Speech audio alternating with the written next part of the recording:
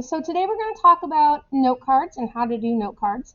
But before we get to that, we kind of want to have a driving question to put us into the frame of mind of what are we doing all this research for? So hopefully we've already done some exercises on the board, but basically we got our essential question, which is why are school shootings a problem and what can be done about it? So that's the information we're looking for in all of the articles that we've already annotated.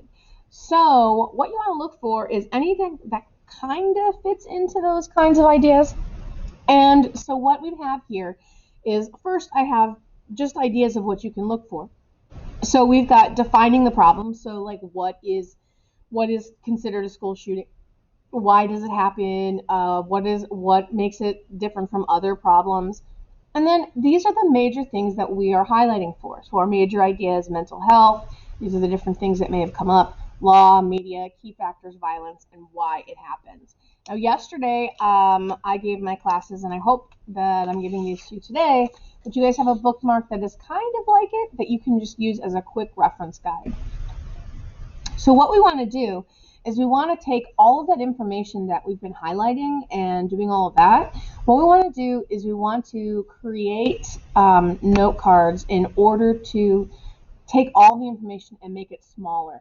So if you think about it, what I like about note cards is I take all the ideas that come from the various places that I have these resources, and I go, this is an idea, this is an idea, this is an idea.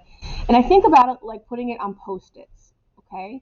And then I put the Post-its on a board, and then I look at it and I go, okay, well, what goes with what? And then I can move the Post-its around as I need to. Well, we're doing the same thing, except not with Post-its, with index cards. Okay, so our index cards look like this. If you need to, you can cut paper, but it's better to have actual index cards because they're a little bit thicker.